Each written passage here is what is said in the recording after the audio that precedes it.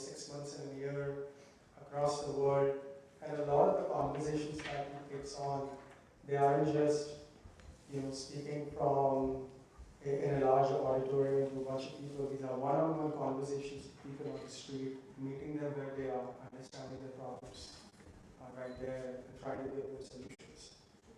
And so that shows a level of compassion and empathy, also understanding of scripture. So I cannot think of anybody better than him to guide us into this time. Thank you so much, Maharaj. Thank you very much. Thank you so much, Guru, for being here today. Really appreciate your association. And we're very eager to do it.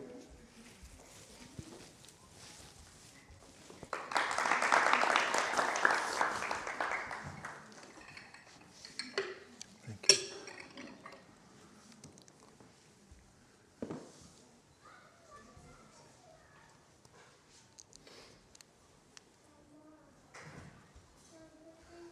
Thank you, Ankit Prabhu.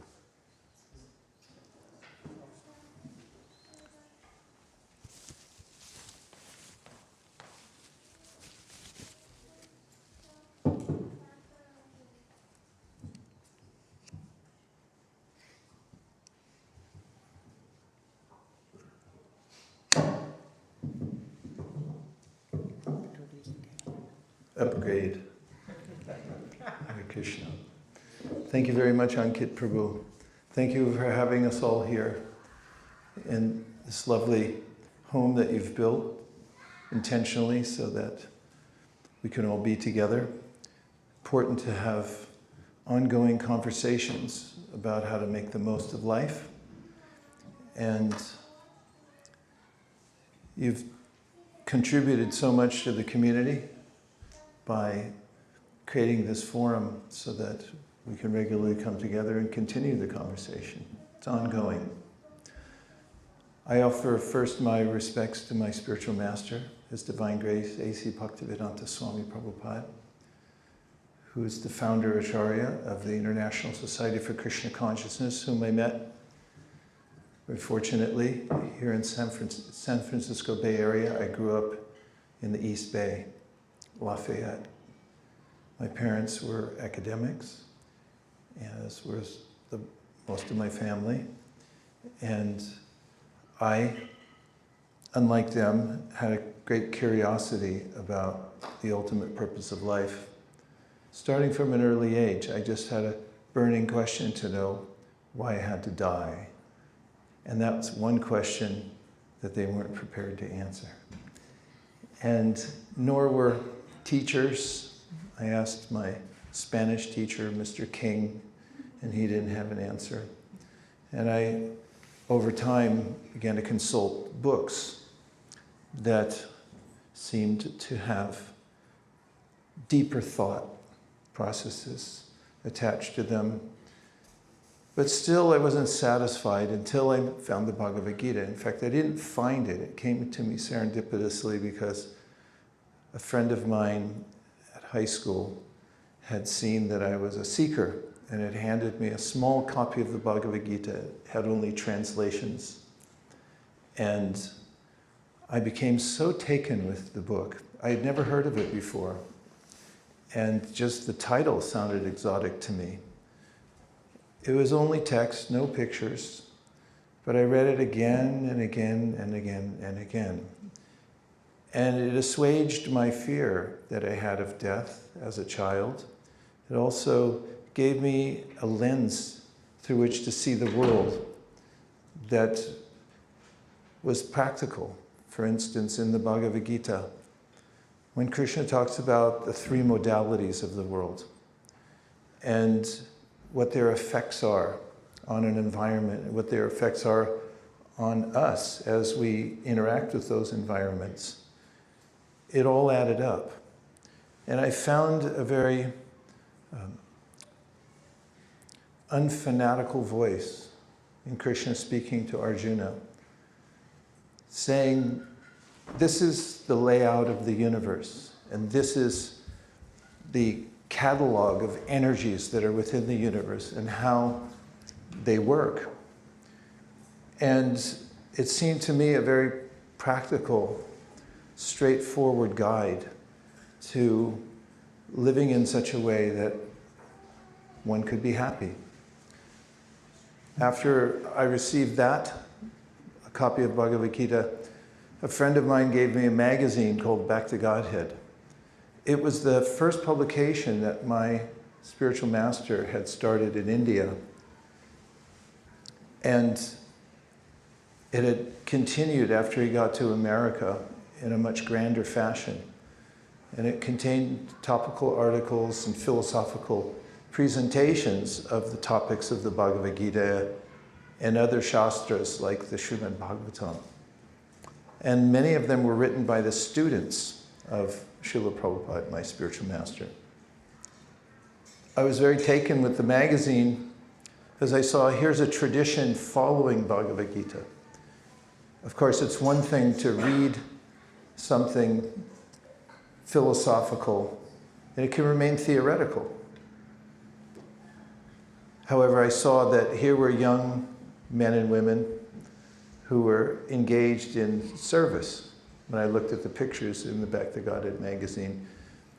And they were learned also. They were Western like me, and they had also taken up the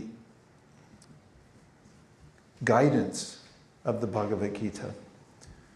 And within that Back to Godhead magazine, I saw an advertisement for the Bhagavad Gita as it is. And there was another book called Easy Journey to Other Planets that my spiritual master had written before he came to America. He liked to pick compelling titles. For a young person in high school, that sounded like a great idea. An easy journey to another planet.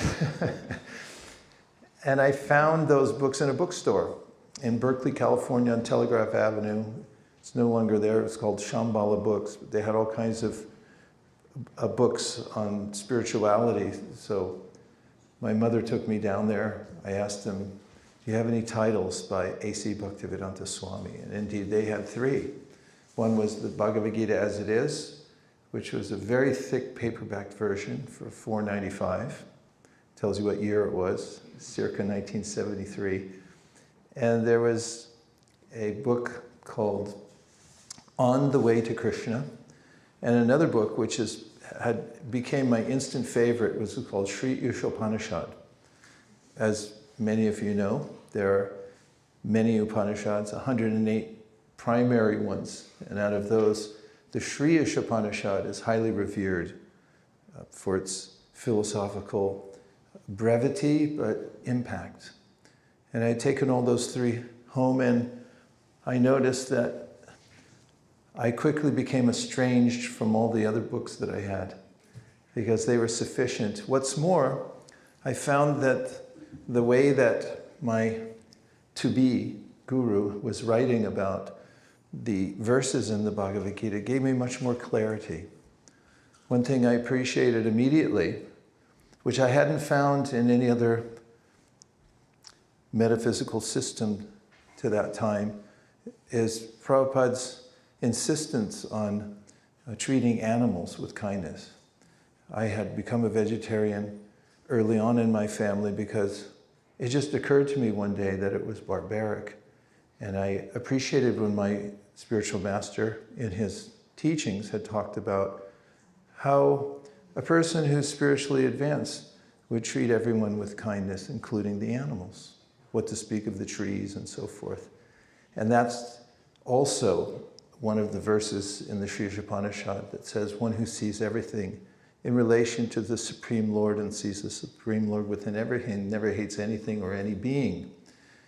And it promoted a very non-sectarian, high-minded idea that to this day is appealing because people are so put upon by sectarianism, fighting over philosophical points that they may not understand that well anyway. And so I took to the life, as Ankit Prabhu said very eagerly, in my junior year of high school. And my parents were liberal enough to allow me, support me, in fact, in my choice to take up that lifestyle. And I thank them to this day, even though they're no longer with me.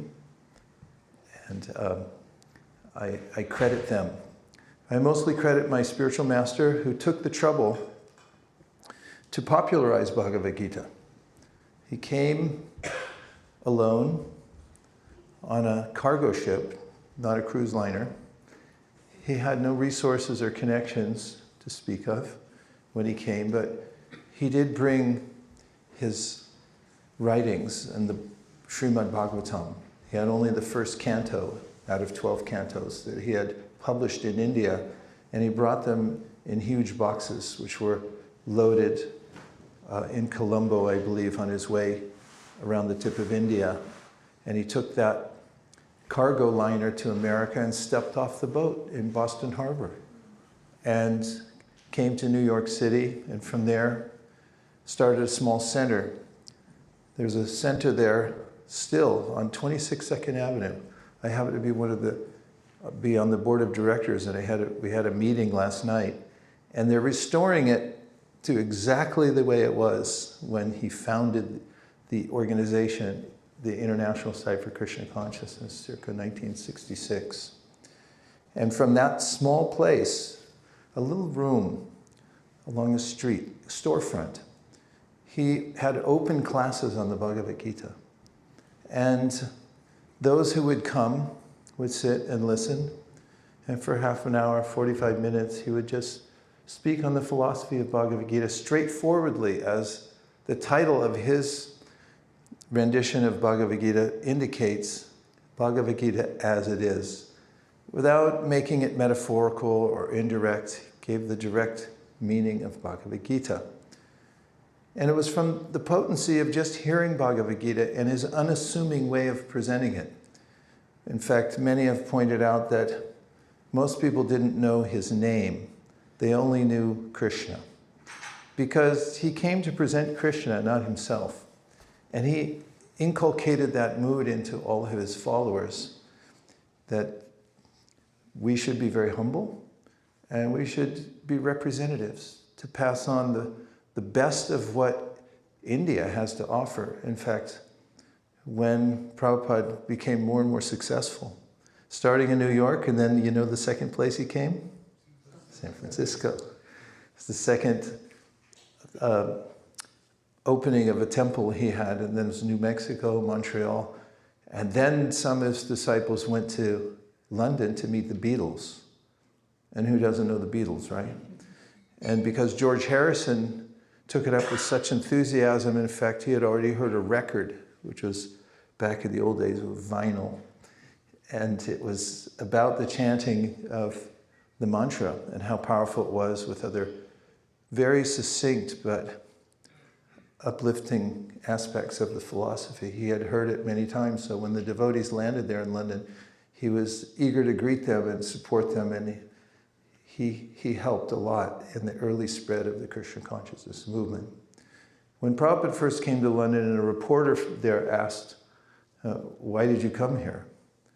He said, I came here because although you took so much from India, you forgot one thing. You forgot the best thing, Bhagavad Gita. Because the jewels and the industrial, the production and all the wealth that one might take from a place, it comes and goes anyway. But there's one thing that's substantial in our lives, and that's spiritual knowledge. And that's what the best of what India has to offer the world. Its origin, of course, being in Punya Bhumi, most pious place, where the Bhagavad Gita was spoken. And of course, it's universal. It's not just for India, it's for everyone. So I'm a recipient of that.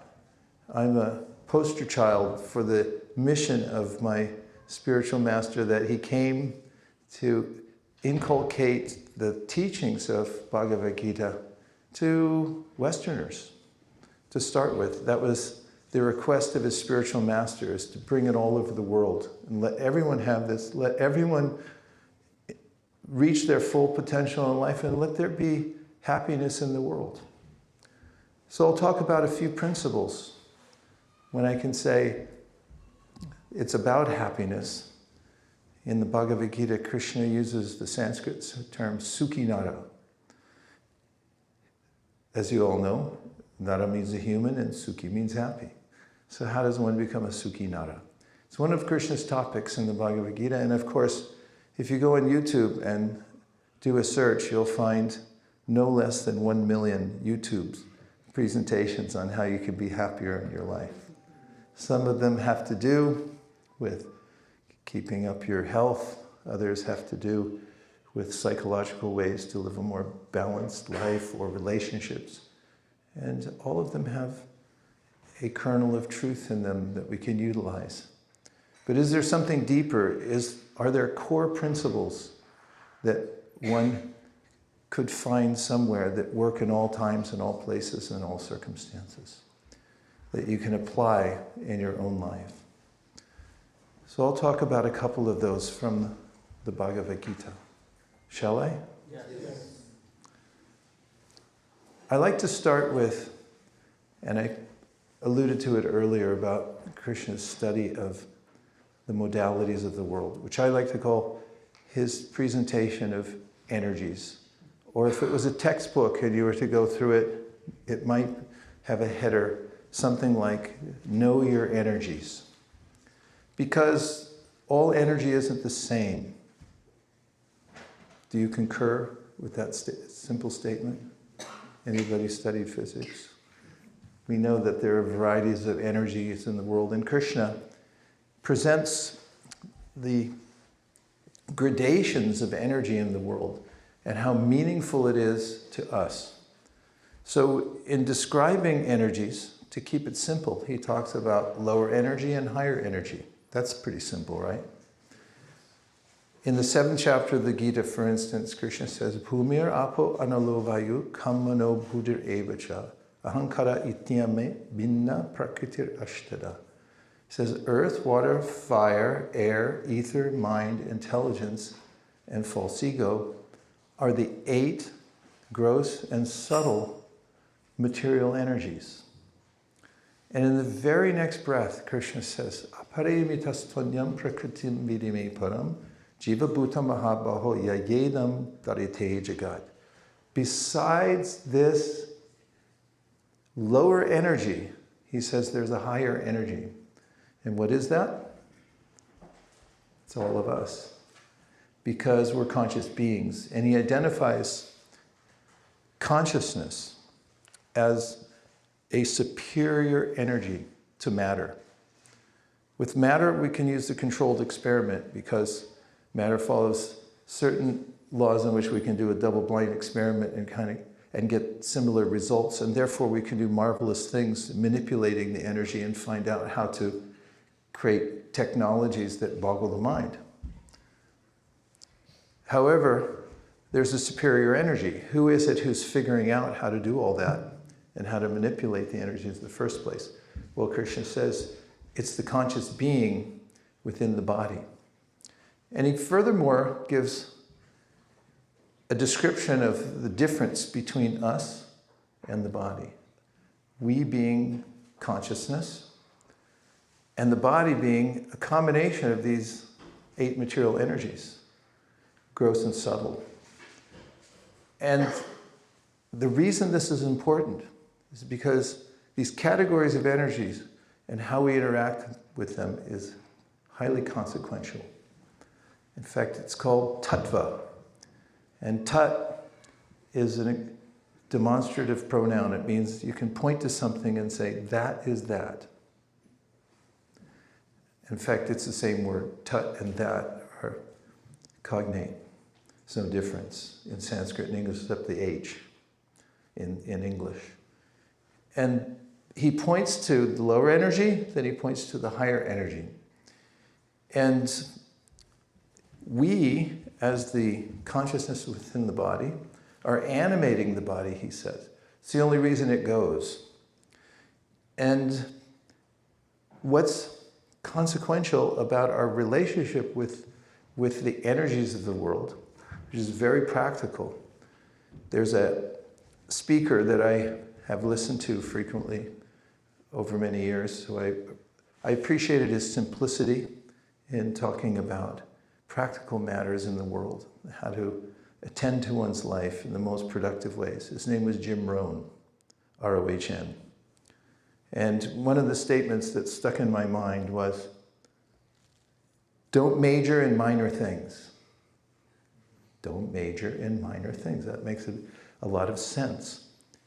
And Krishna, when he talks about in the Bhagavad Gita who we are, we have a lot more power than we think. In fact, in one of the verses in the Gita, the 9th chapter, he says, Yanti deva vrata devan pitrin yanti pratirbhata bhutani yanti bhuteja yanti mam yajito bam. Which means you can go anywhere you want. And what's it dependent on? It's dependent on where you point your attention. This is one of the next great lessons Krishna gives us in the Bhagavad Gita, that is universal. It's practical wherever you go. And I've subsumed that philosophical concept into one phrase. Would you like to hear it? Yes. Where attention goes, energy flows. Wherever you put your attention, that's where you're going to go. And that's where your energy is going to go. And Krishna says this in the Bhagavad Gita in the 2nd chapter. He talks about how consequential our attention is and where we put it. Jayato vishayam punsam sangas teshu vijayate, sangat sanjayate kama, kama krodo vijayate. In a series of expressions, he says, when you put your attention on an object in this world, it becomes part of you. Jayato, just like dhyan or di, which means like dhimahi, I meditate upon, I absorb my attention in something. All of us absorb our attention somewhere, right? Say yes. Yes. Otherwise we'd be dead or asleep, but even then we're giving attention. The soul never sleeps, actually. The body does. We go into various states, but still the attention is active. And where we put our attention is highly consequential. Krishna describes it as jayato. What you look at in this world, what you contemplate, you're going to go there, and that object is going to become part of your life. So he says, Dhyayato vishayam pumsam sangas teshu vijayate. And that means that when you meditate on a material object, then you develop a sangha with it. Like we're having a sangha here, right? Yes. So we're all together. And all the stuff we have in our world is due to our giving attention to it, giving importance to it. And then we develop a connection with it. For instance, who here has a car? Let me count. Wish I do an easier one. Who here has a phone? That one's 100% probably. You guys have a phone? Okay, good. I'm glad to hear it. Well, let's just say somebody outside. I saw a lot of Teslas, so somebody parked their Tesla out there, and let's just say we heard somebody crunching into a car, but it just happens to sound like where Srivas parked his Tesla. Do you have a Tesla? What do you have? Toyota? Okay. So it doesn't matter. We're still attached to the car. So he hears that noise, the crunching noise. It's getting Mark and Srivas. Of course, this would be another Srivas because he's a sage and not disturbed by the world. But he might think, oh, that was my car. He might go to the window and he might perspire. And he might think on the way there, did I renew my insurance? And he looks out the window and he saw, it wasn't my car, it was Damodar Vilas Prabhu's car. And then how does Srivas Prabhu feel? The alternative Srivas suddenly feels relief. Now this Srivas would feel sad because he loves Damodar Vilas. But the point is, it's part of him. And therefore, if somebody hits our car or bangs into it with a shopping cart, more likely, you say, you hit me. And there's a way in which when we put our attention into the world, and where we put our attention to the world is highly consequential. This is what Krishna is saying in the Bhagavad Gita. What's more, consciousness is so powerful, if you point it in a certain direction, you're going to go there. It's a universal principle. And therefore, Krishna gives us the idea of how to hone our attention and put it in the place where we'll reach our highest potential. And this is, of course, one of the main topics of the Bhagavad Gita. Krishna says, Man mana bhava mad bhakto. He says, put your attention on me. Because Krishna is the source of all energies.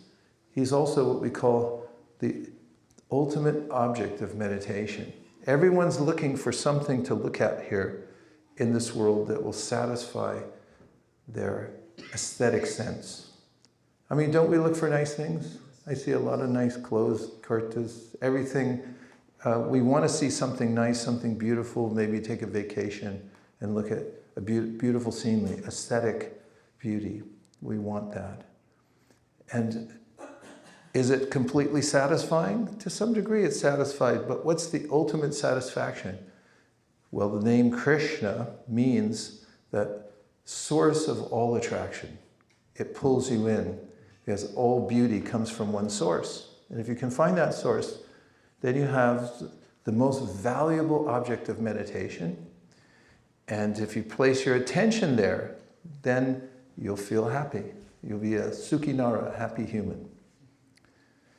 And so, one of the simple lessons of the Bhagavad Gita, which we can apply moment to moment in our lives, is that if you don't like what you're being subjected to, anybody here in that list, are you subjected to anything right now in the zeitgeist of the world that you don't like? Okay, only 3 hands? Everybody else is completely satisfied sage? Just think if there's anything that you don't like being subjected to. Well, Krishna's advice in the Bhagavad Gita is, change the subject. And that's our superpower. As conscious beings, part and parcel of Krishna, we could at any time change the subject. And that's what he's suggesting in the Bhagavad Gita. It's universal. It's not an irrelevant religious idea. It's highly philosophical, non-fanatical, and very practical. That everyone can apply in their lives from moment to moment. And he gives advice. Rather than condemning anyone and saying, if you walked in the wrong church, you're going to hell. I mean, that's possible.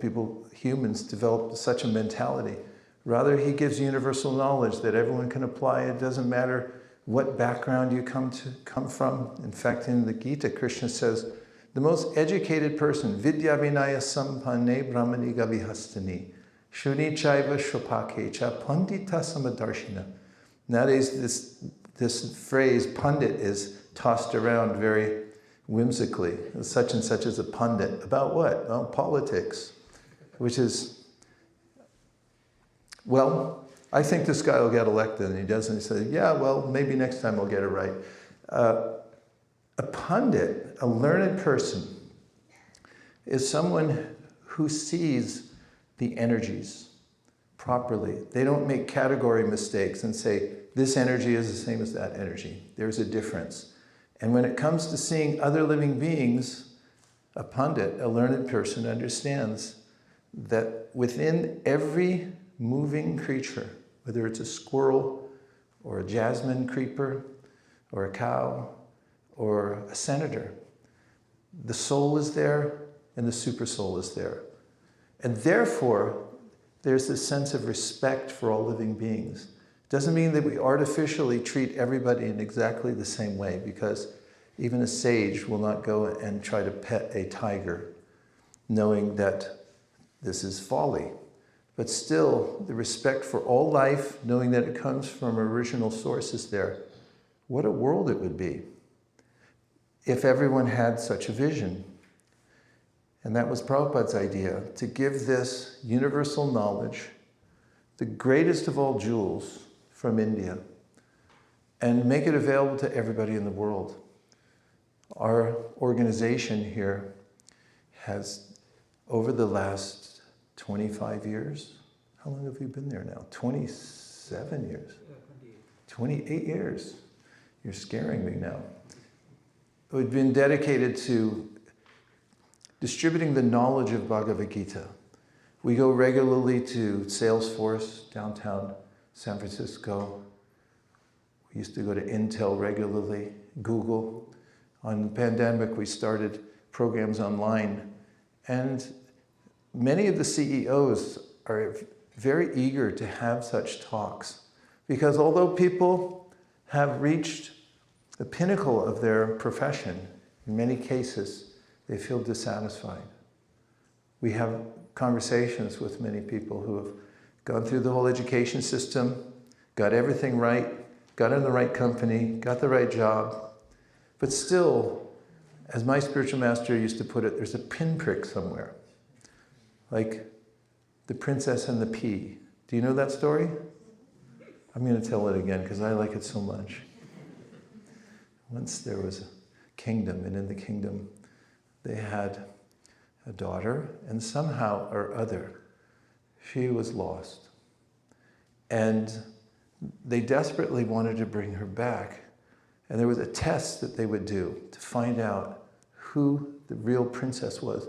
Because when they put an edict out that anyone who come here will take the princess back, many people applied. Said, oh, I am the princess who was lost to you so many years ago.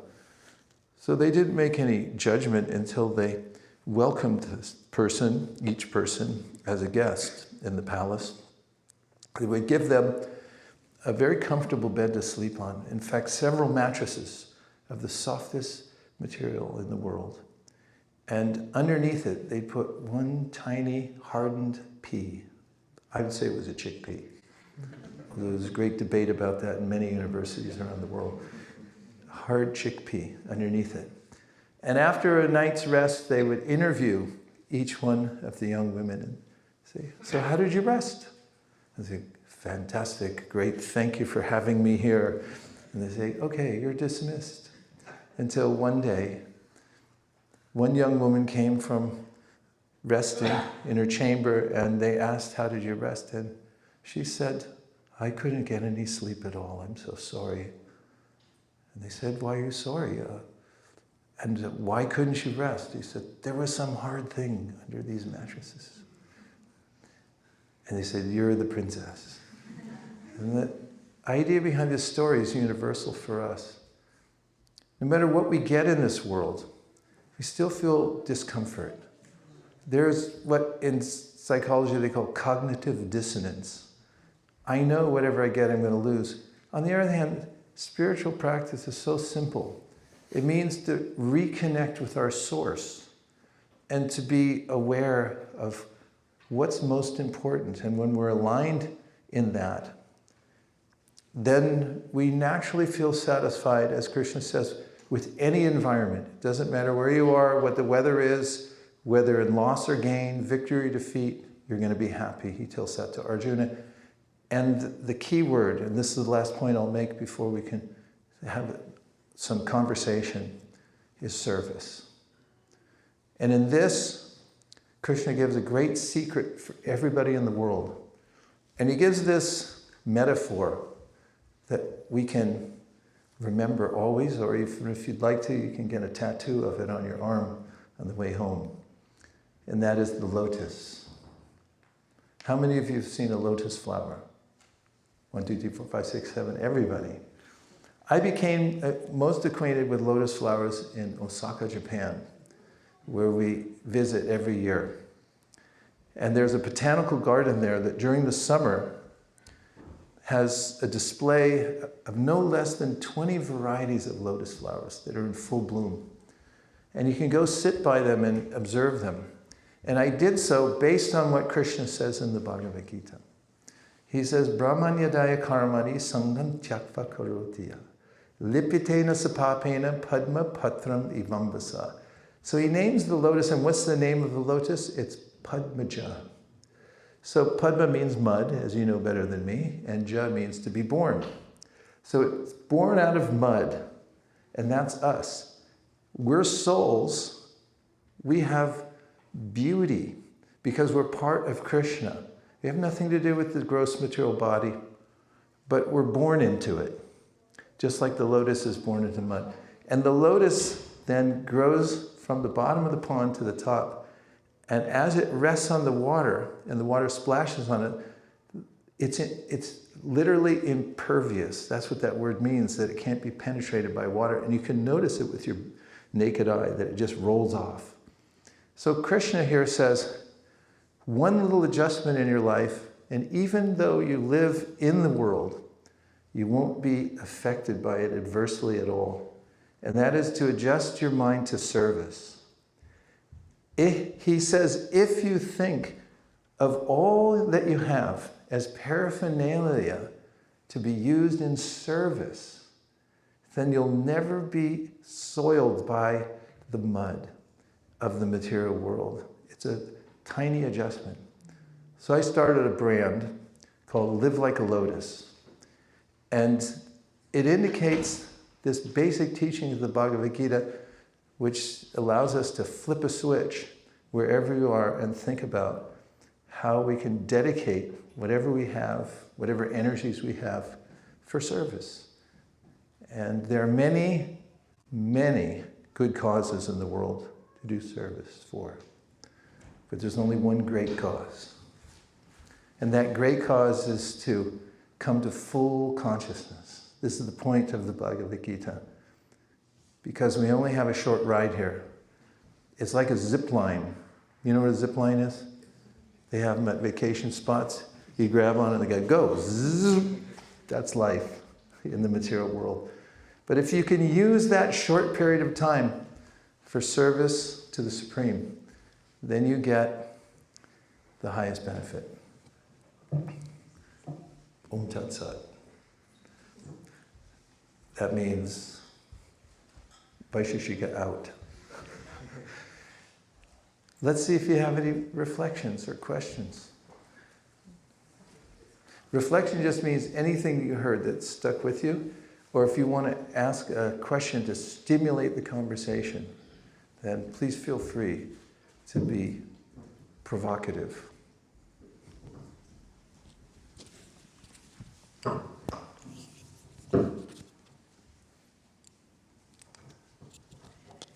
How is everybody tonight? Scale of 1 to 10. 10 means fantastic. 10. That was a 7. Probably more realistic, probably like 4. Okay. Good. It's a tough world. As humans, we're vulnerable. We're exposed from every side to various influences, from our own minds, from our bodies, from other people, from living entities, from weather conditions. I hear there's some beautiful weather coming into America. Geopolitical situations. At every moment, we're exposed to these types of things. Krishna talks about how to remain steady, dhira, amidst all the changes that are going on. That's useful. To be equipoised. I've been studying that this year. In fact, at the end of every year, my wife and I take time to talk about what we're going to work on in the next year. And we decided on one quality to work on in this year. At least I did. And we haven't had our official retreat yet because we've been traveling so much, but we're going to do that when we get back in March. We're going to India next week. And that's equanimity. I got onto it because we've been doing a project talking to writers and academics around the country, mostly, who are working on projects in physics or in psychology. And we introduce them to some of the work that we're doing, any of the writings that we have, and just say, would you like to have a conversation? And many of them are very curious, and they'd like to hear more about our point of view from the Bhagavad Gita. So I met a professor from, what is that in Philadelphia? No, Indiana. Huh? The university.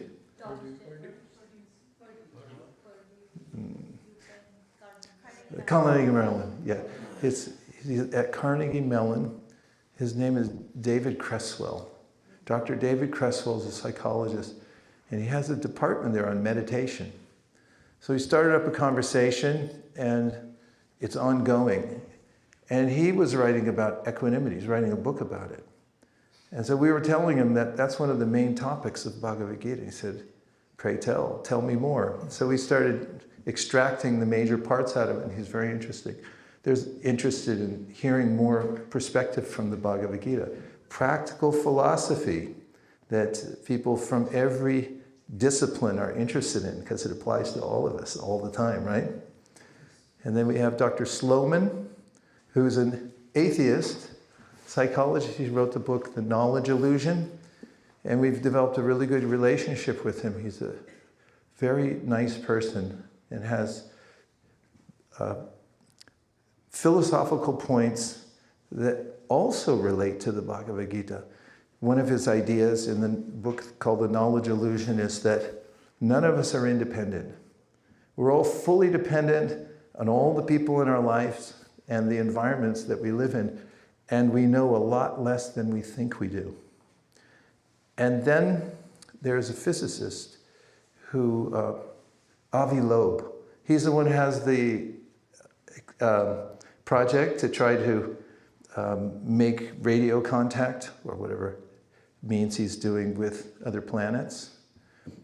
And he is interesting, has a highly developed scientific mind. He's well known in the scientific community, but he has many of the qualities that Krishna talks about in the Bhagavad Gita. One of them is he feels there's too much hubris in science, that people think they know a lot more than they actually do, and that we should be more humble in the face of our research in the universe. And so you can see that Bhagavad Gita is relevant everywhere. People in every science, whether it be the social sciences or literary sciences or in the hard sciences, there are ways in which you can relate to the Bhagavad Gita. What are some of the ways that you relate to the Bhagavad Gita? Any principle that you carry with you wherever you go? I'd like to hear, because I want to get to know you all. Now, my wife, mother, had 7 kids, and sometimes when she'd drive them around and they were misbehaving in the back seat, she'd say, settle down, or in a minute I'm going to turn around and swing, and I don't care who I hit. Now, the reason I mention that is, if you don't raise your hand, in a minute I'm going to start calling on people. And I don't care who I call on. Srivas Pandit, okay, he's a ringer. He's already in the audience. Go ahead, Srivas, ask me a question. So I think from an entrepreneurial perspective, one of the tough things is to make decisions. And if you can shed light on how one makes decisions with integrity. Such a great question. It's very practical. Thank you very much. A word that comes up in the Bhagavad Gita is deliberation. In order to be deliberate in your life, you have to deliberate. It's the same word, you just pronounce it a little differently. And the word itself comes from Latin, and it has the word Libra in it. Any Libras in here? Hey, talk to me afterwards. I'm a Libra too. Libra means the scales. You weigh things out. I don't know about you, other Libras, but I'm always in the middle on things. People ask me, I think, yeah. Deliberate. But you weigh things. You see what's most important. And remember the mantra I gave earlier from Jim Rohn? Don't major in minor things. You have to study it first. See what's most important. On a practical level, what I've found as far as making decisions, I have to have a primary goal in life. In fact, I've done this exercise where, and I do it now every year, is to list my priorities. They've hardly changed that much, especially the ones near the top. But what I recommend is to schedule time with yourself, take at least an hour, if not an hour and a half, 2 hours, 3 hours, get a legal pad. That's the yellow ones. They're an inch and a half longer. It gives you a psychological advantage, so you think, like, I can write whatever I want. Get a pen. I recommend the Pentel. I'll show you the pen. This is it. RSVP BK90, fine point black. Highly recommend it. And a legal pad and a do not disturb sign, and close the door and sit and think about what's most important to me. Now, the Bhagavad Gita points out that many people just go through life without considering this.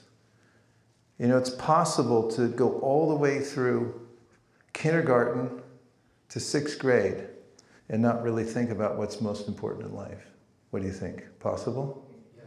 How about junior high school? Yes. How about high school? Yes. How about college? Yes. How about professional life? And never stop once and take an hour and a half out of a lifetime to sit down and write down for yourself on a piece of paper what's most important to me. When I have that in place, making decisions is a lot easier. Just like, let's say, money is most important to you. Then you look at a stack of letters that came in. That's improbable because we don't get letters anymore. But let's say you get a stack of emails, and let's say your highest priority in life was to make money. So you'd go through and you'd say, okay, which ones are about money? And you'd open those first because you know that 5-second delay could cost you $1 million, right? Yeah. So that's how you decide, is first prioritize your life and put at the top of the list what's most important to you, what's second most important. Have a list of at least 10. And then it guides your life. And then when you have to make decisions, just like somebody's going to college and somebody says, let's go see the boxing match. And you say, I have a final. I can't go to the boxing match, right? Because you've already prioritized it. So Krishna gives us this higher perspective that we should remember that we're here for a very short amount of time and find out what's most important, put it at the top of your list, and then you've deliberated, you've weighed it out ahead of time. So then when the options come, you've got several choices, then you say, I know which one I'm going to take because that's what I've already decided ahead of time. Thank you for the question, Srivas Manipur. Yes? I would like to follow up to that. Okay. So, you mentioned that we deliberate and we decide what's most important for us. But that usually works when you are just by yourself making that decision. But if there are like more people involved and it conflicts with their interest, then like how do you manage it without feeling suffocated? Because if you like keep their priorities first, you feel left out on yours, and if you prioritize yours, then you feel selfish that you didn't give importance to others' needs. This is a very important question, and Nirkula is smiling, my wife, because on the way over here we were just talking about that. And Dr. Sloman, the psychologist, would say, yeah, we're all interdependent. So the Srimad Bhagavatam especially talks about the ways in which during different periods of our lives we have specific duties and opportunities. Every one of us has a plethora of duties to do. We have duties as a son or daughter, we have duties as a mother or a father, we have duties in our company or as a student. And if you started writing all those down, who you have duties for, you'll see that each one of us has a very intertwined life with many other people. It's complex. And people have influence on us, and also we have influence on them, and we have to make decisions based on our interactions with other people and our responsibilities to them. And that requires finesse. And where does finesse come from? They're etymology. They like to look everything up. It's our research department. They come with us everywhere they go. The word finesse sounds French to me. What is it? It's French? Okay, what does it say?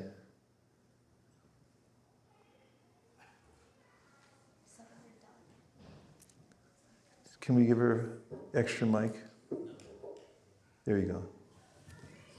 Finesse can mean subtle or delicate, and it's from Subtle or delicate. and it is from Old French fin Okay. or fine. Subtle or delicate. Krishna teaches us in the Bhagavad Gita to be subtle, sensitive, delicate. And when we have to make decisions based on our decision, and we have to consider other people's involvement in that decision, then we have to be subtle and delicate. And realize that in our intertwined relationships, we're best in being careful and considerate. Krishna talks about such things in the Bhagavad Gita when he mentions, for instance, the austerities of speech in the 17th chapter. So very practical. He says you should always speak truthfully, beneficially, avoid speech that offends, regularly recite the Vedas. What did I miss? Pleasingly. Did I say that? Now, let's just say you have a consideration, a decision to make, but it involves other people who have a different opinion. There are different ways to come to a conclusion. One would be to condescend and say, this is my ultimatum. I'm not doing it in any other way. Besides that, your idea is really stupid. And there's other ways for those who have developed some equanimity in life to speak delicately, subtly, and to try to work things out. This is one of the other lessons of the Bhagavad Gita. When we have hard decisions to make based on our interactions with other people, which become more complicated, we should be careful how we speak to them and how we work it out. And another lesson in the Bhagavad Gita is tolerance. How many times out of 10 does your plan prevail in what you want to do in life? Anyone? 2 out of 10? That's pretty high. One said 1. 1 out of 10, 2 out of 10? 0.1. And so this is another lesson Krishna gives in the Bhagavad Gita is you have to tolerate. There are so many things we have to tolerate, and there's a fruit in that. Practicing tolerance is something Krishna recommends. And oftentimes, when we learn these subtleties and we interact with other people and we make decisions in concert with what they're thinking and what they're doing, and we do it in ways that are non-violent, then we can do what I like to call, this is one of my little sayings that keeps me going in complicated circumstances. And that is that workarounds bring turnarounds. It's 2 ways of doing things and relating to other people, and that is to make ultimatums. And now I'm going to make an ultimatum. Never make ultimatums. Rather than saying that, I like to say workarounds bring turnarounds, because in complex circumstances, if you leave your mind open and you're a little tolerant that you didn't get exactly what you wanted, and you deal with the situation in such a way that you can look at all the possibilities of how to make it work, then you oftentimes find a solution that's better than what you thought of in the first place, and everybody is amazed. And where did the fruit come from? It came from having equanimity and being tolerant. And that comes from the Bhagavad Gita. Universal principles for success. Works everywhere. How about a couple more? Unless it's already midnight and I forgot what time it is. Please, go ahead. So you mentioned about equanimity and taking time to decide so that we can have a workaround for turnaround in some situations. So my question is about time.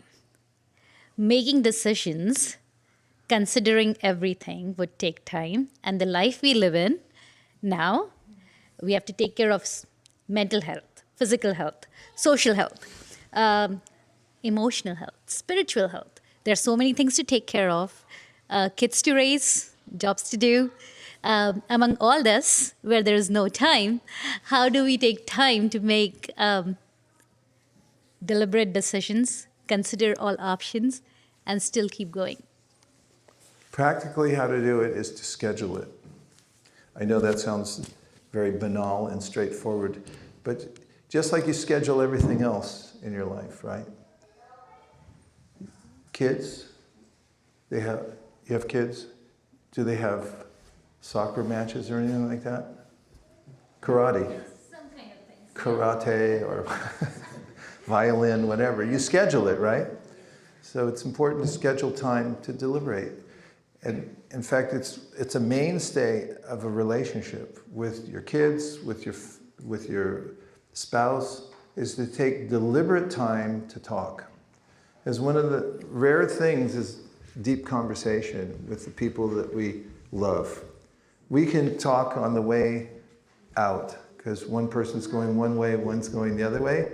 But if you schedule it ahead of time, it's very meaningful, and you sit down and you say, what do we really want in our life?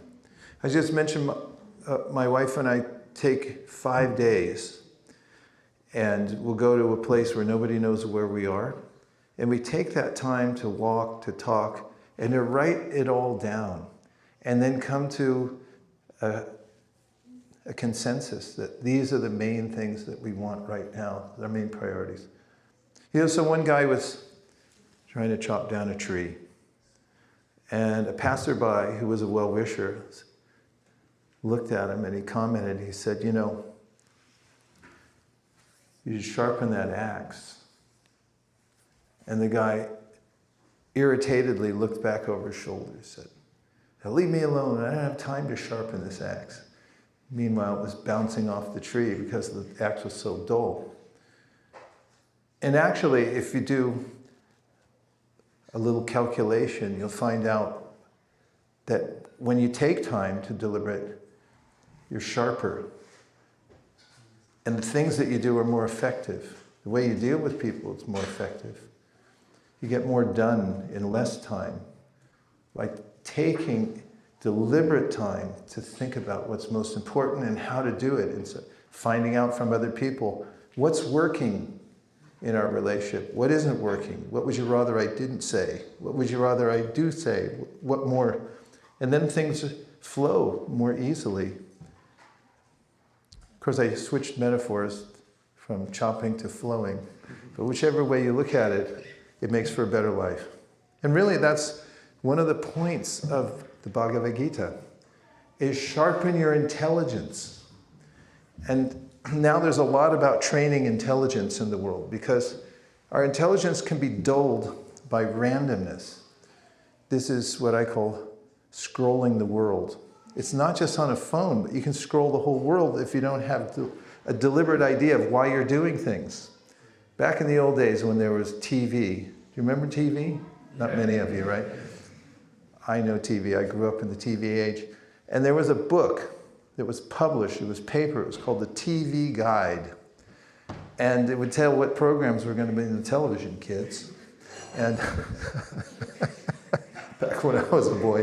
And I read an article somewhere, I think it was Good Housekeeping or something, or somebody had read it and told me this advice many years ago. It said, so you're not captured by your television.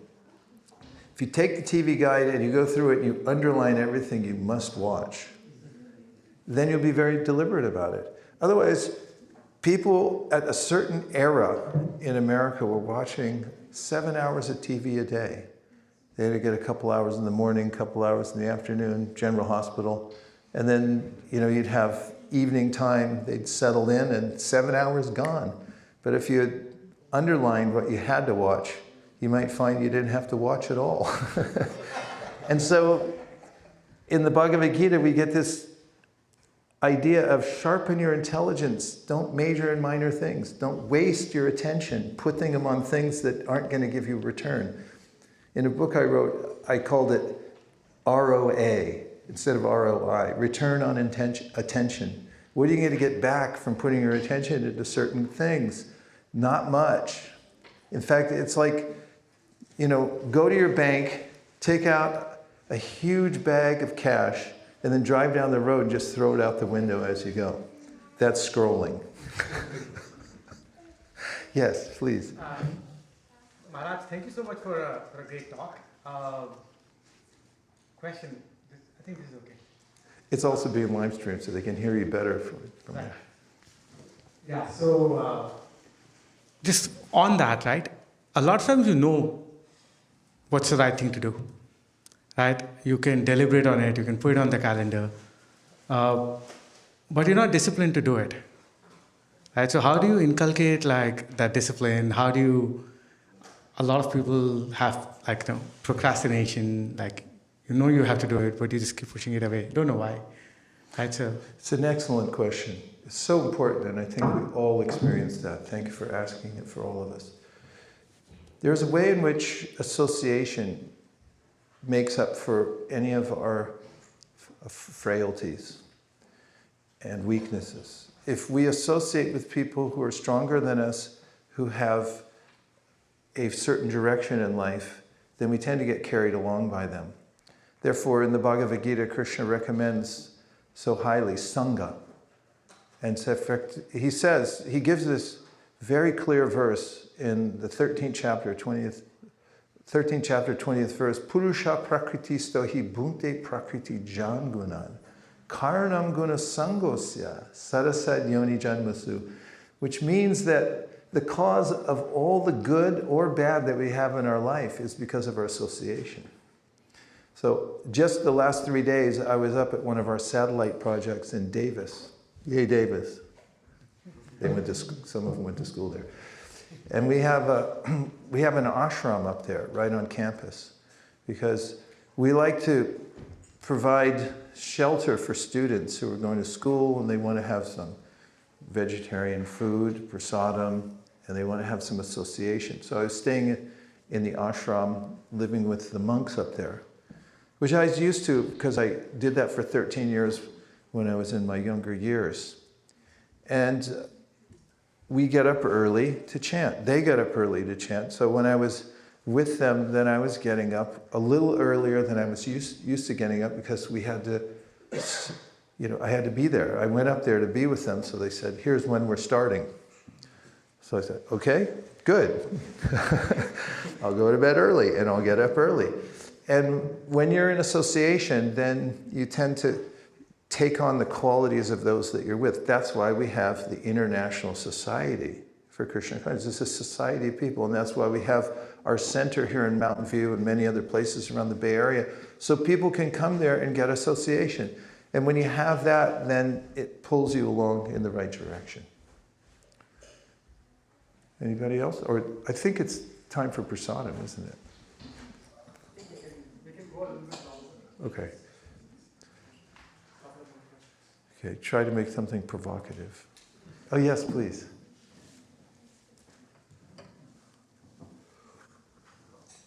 Hare Krishna Prabhu. Thanks so much for sharing your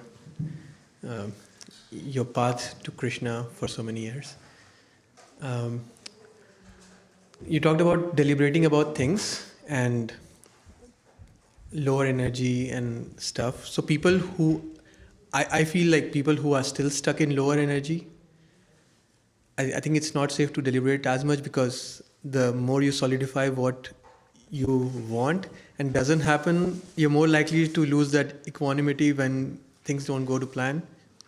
So to know which stage of consciousness you are at, so that it's safe for you to deliberate and have that solid plans, I'm not sure how you get that feeling that you've reached that point where it's safe to do that. What an interesting question.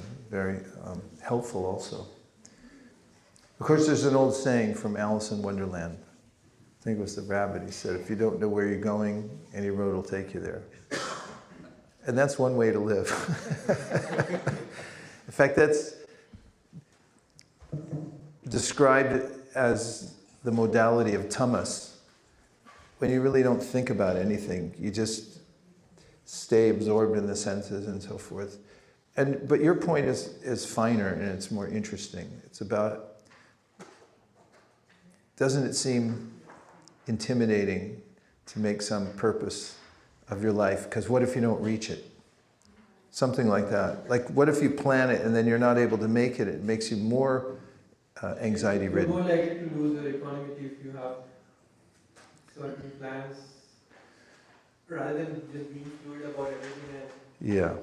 So equanimity doesn't necessarily mean that we don't have some kind of trouble. In fact, paradoxically, the mode of goodness means when you take some tapasya, some trouble, then, as Krishna says in the Bhagavad Gita, that which begins like nectar and ends like poison, that's in rajas. So it seemed like a good idea, it's just what I wanted to do. It's like, I ate the whole cake, what's wrong with that? It's like, wait till tomorrow, or maybe a few years from now.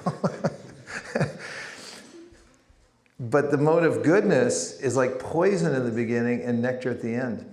So Krishna persuades us in the Bhagavad Gita that tapasya or yajna is highly beneficial for us. In fact, if you get aligned with this concept, as is in the Gita and the Srimad Bhagavatam, tapo divyam putraka yena sattvam shud yad yasmad brahma saukyam tvanantam. This is one of the statements of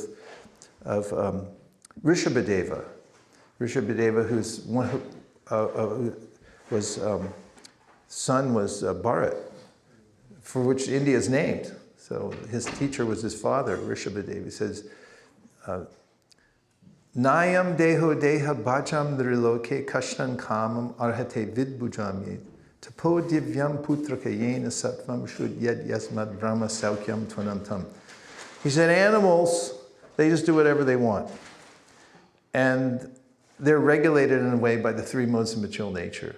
You're just forced to do it. But human beings have this special opportunity, which is called tapasya.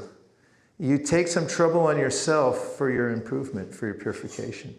And he says, tapo divyam, take divine austerity, because putraka yena sattvam, because you'll become purified, putraka.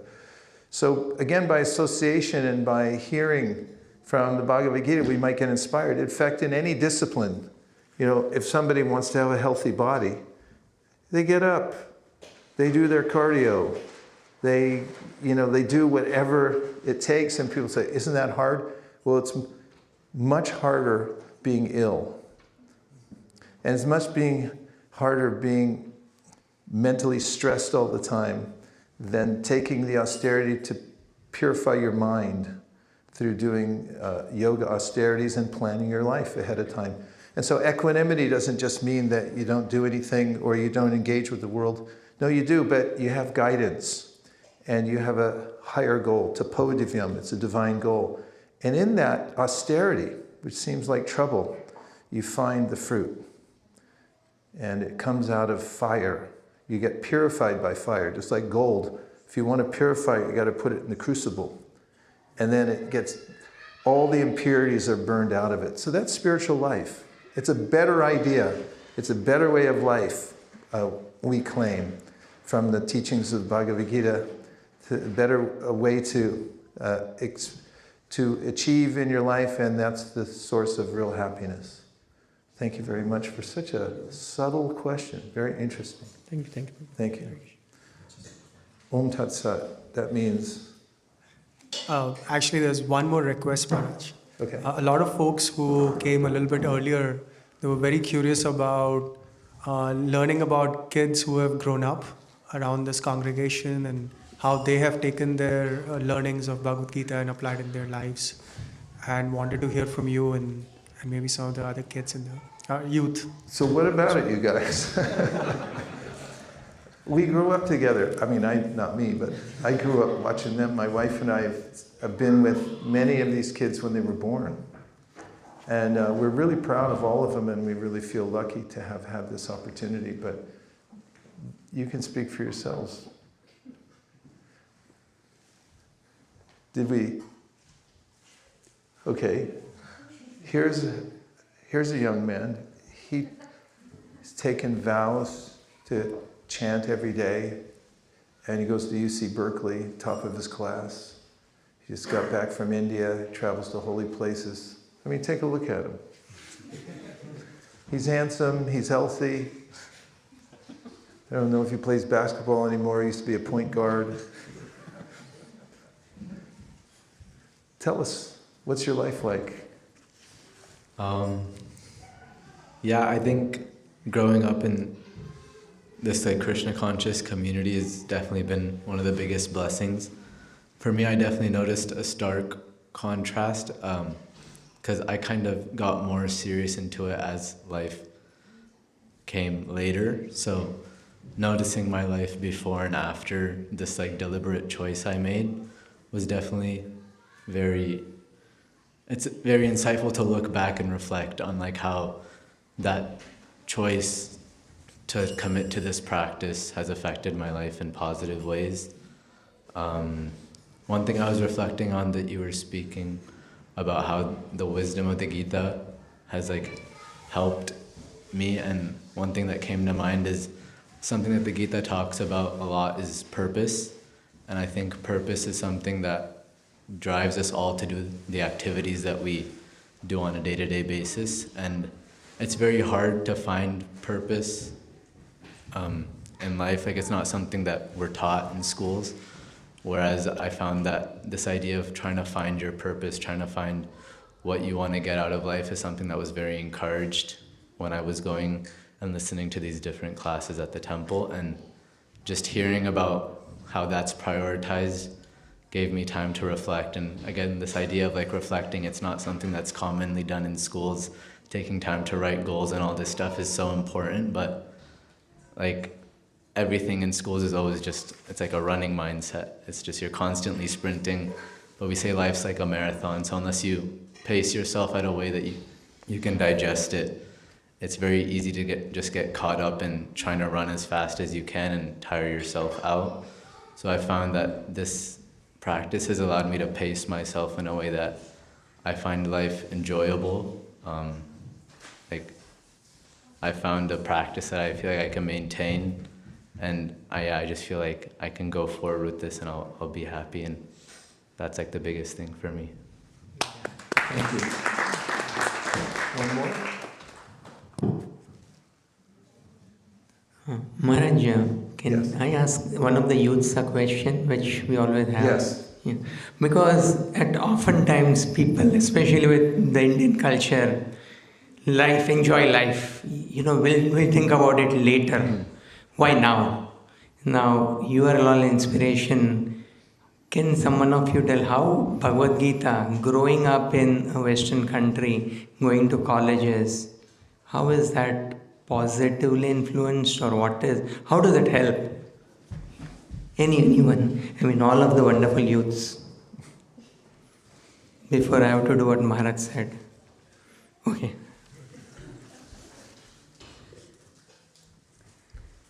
I think similar to First how, is just one introduction. She's been dedicated to spiritual practice throughout her youth. Even while she went to Georgia Tech, graduated in record time, already working in Silicon Valley. And I compare it to doing 2 Olympic sports.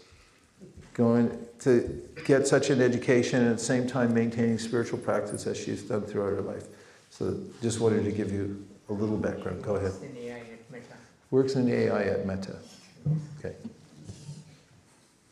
personally for me, I think having the Bhagavad Gita has been very important in terms of just being like a guiding light in situations that we all usually encounter, especially in college. I feel like there's a lot of choices that come up, and having both association and the Bhagavad Gita has been really helpful for that. It's hard, I think, without association, especially because there's kind of both sides always available, and being away from all my friends here especially was also hard because they were the people I usually would fall back to. But I think in Atlanta, actually, having the temple there as well was also super helpful. We'd be able to go almost every weekend. Actually, Nitya and I studied together in college, so usually we would go together every Sunday and kind of find a little bit of service to do there, get some inspiration, and have enough energy to get through the rest of the week again. And similar to how Bhagavad Pran was saying, I think there's a lot of milestones that we always keep running towards, like graduating high school, graduating college, getting a job, etc. But I think having something more constant in life is really helpful and important, because it kind of gives you something that you know is always there for you, especially when milestones might not always go the way we want them to. And having this practice, it feels like there's always some progress being made.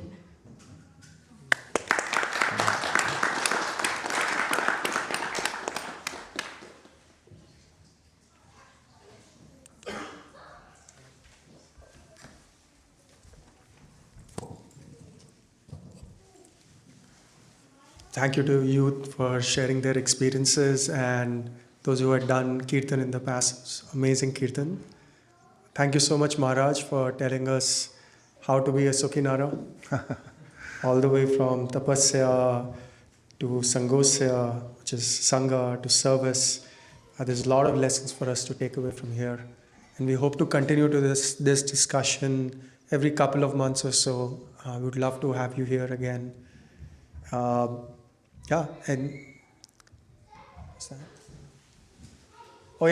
we have a lot of books there. There's Bhagavad Gita, there's the Krishna book, there's a 4 questions book, which I really recommend. It's a great place to start.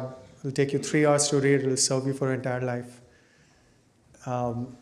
Please definitely take it on your way out. But before that, we'll open up prasadam. So feel free to eat prasadam. There's a lot of prasadam back there. In the book by Maharaj, we want to talk about 4 questions from Maharaj. Sorry? 4 questions. Oh, yes. Yeah, This was one of the first books I had read. It was really interesting because I'd say within 1 or 2 hours, you get to the 3 or 4 most critical things that you can ask yourself in any given situation. And it really helps to put things in context and decide which path to move forward. Some of the lessons Maharaj had shared here, but highly recommend pick all of these books, a copy of each of these books, and put some time towards reading them. Yes, and Maharaj will be here for a bit for one-on-one conversation as well. So feel free to take this opportunity, spend some time with him, and oh yes, sorry, I didn't even mention the most critical part. This is a book written by Vaisesika Prabhu. It's the hardest part of writing a book is signing them after. Yeah, you can get your own personalized copy today. All right. 10 minutes kirtan from Maharaj. Yeah. Raj, shall we do some kirtan before we? You'll do just a few minutes of kirtan.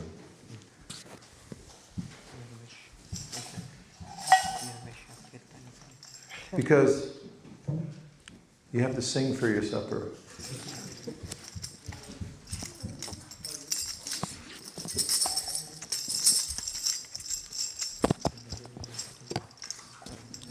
Namo Vishnu Padaya Krishna Preshtaya Bhutale Sri Mane Bhaktivedanta Swami Niti Namine Namaste Saraswate Deve Gauravani Pracharine Nirvishesh Shunyavadi Paschatya Deshatarne Jai Sri Krishna Chaitanya Prabhu Nityananda Sri Advaita Radhara Shivasari Gaura Bhaktavinda Hare Krishna Hare Krishna Krishna Krishna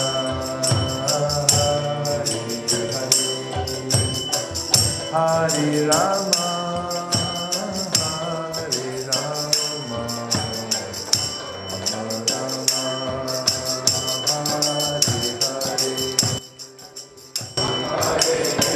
my drums in the car. So Krishna Krishna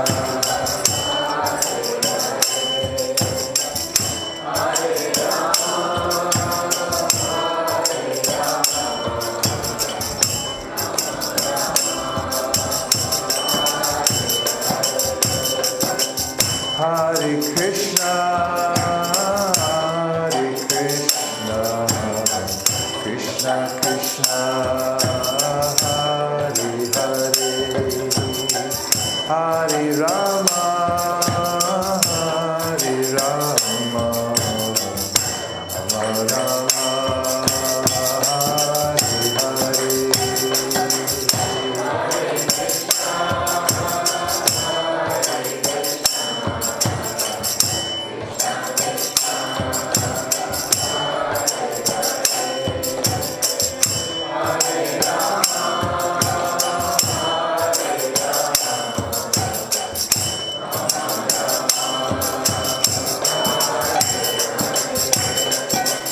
Hare Krishna,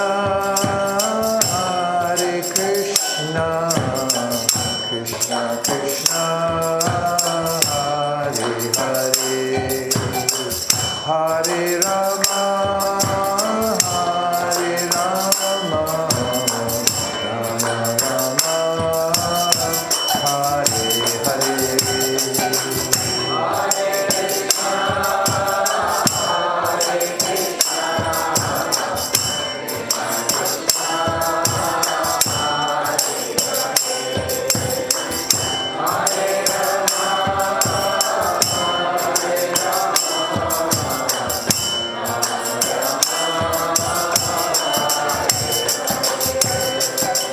Hare Krishna,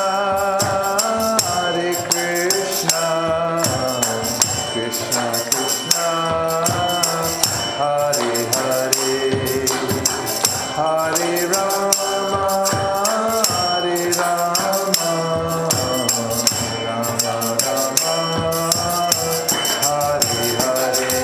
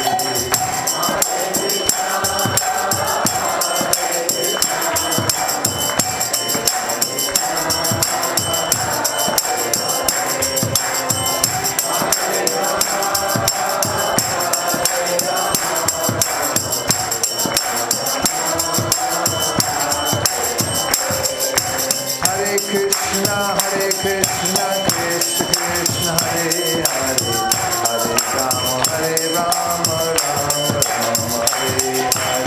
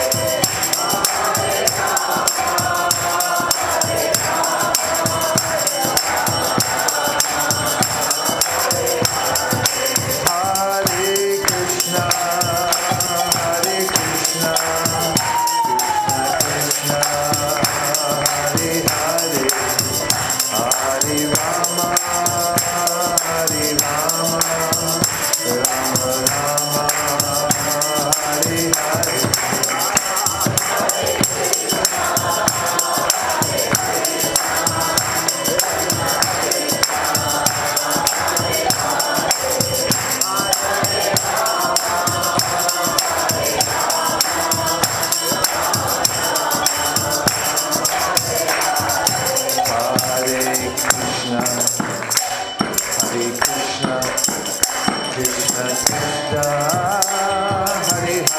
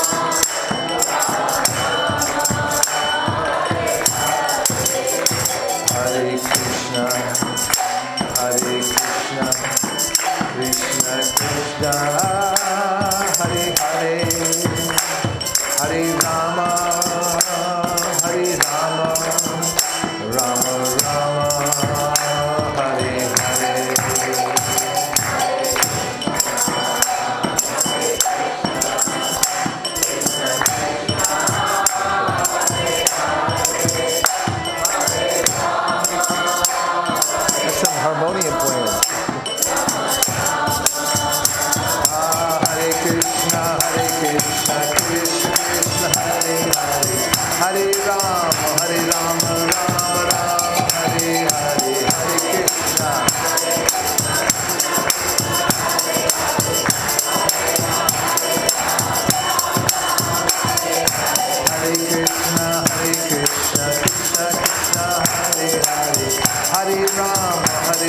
Rama Rama, Hare Hare.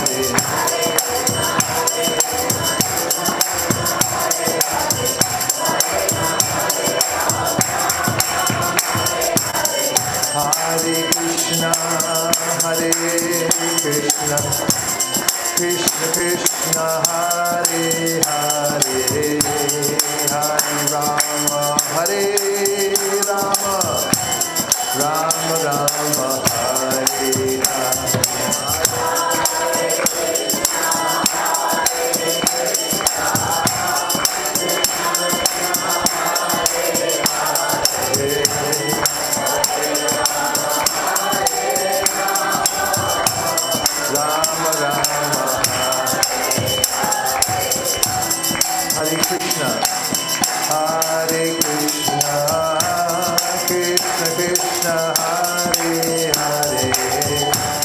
Hare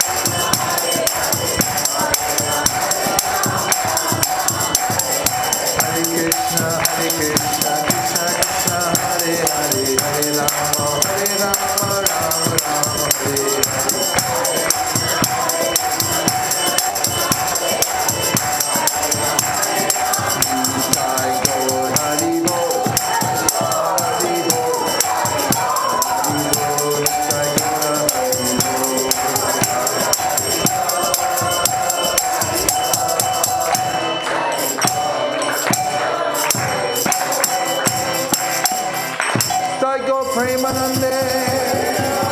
Shri Harinam Sankirtan ki. Shri Harinam Mantra ki. Shri Harinam Prabhu ki. Gaur Premanande. Nitai Gauda Hari Bol. Hari Bol. Hari Bol. Nitai Gauda Hari Bol.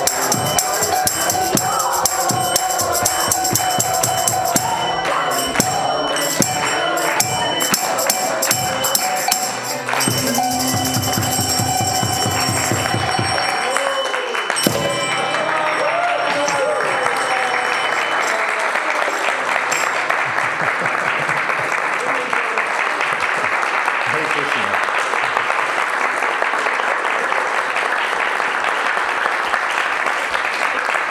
Bhagavad Pran on the drum.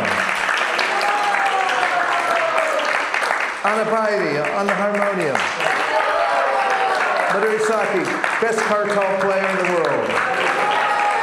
For the Hare Krishna singers. For the Hare Krishna dancers. For everyone in the Bay Area. All over America. All over the world. Gaur Premanande. Nitai Gauda Hari Bol. Hari Bol. Hari Bol. Nitai Gauda Hari Bol.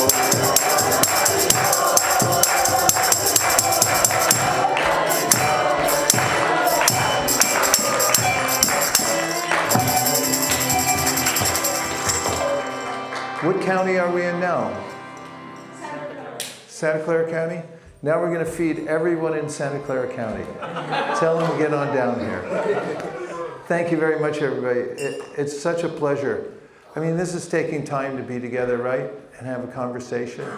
And it's the most important aspect of bhakti yoga and of human life in general. That's why we live so close together in cities rather than isolated all over the place. We could be really spread out. So I'm deeply touched that you came out, and thank you very much for your kind attention and your exquisite questions. They're so stimulating. See you on the flip side. Thank you. Hare Krishna.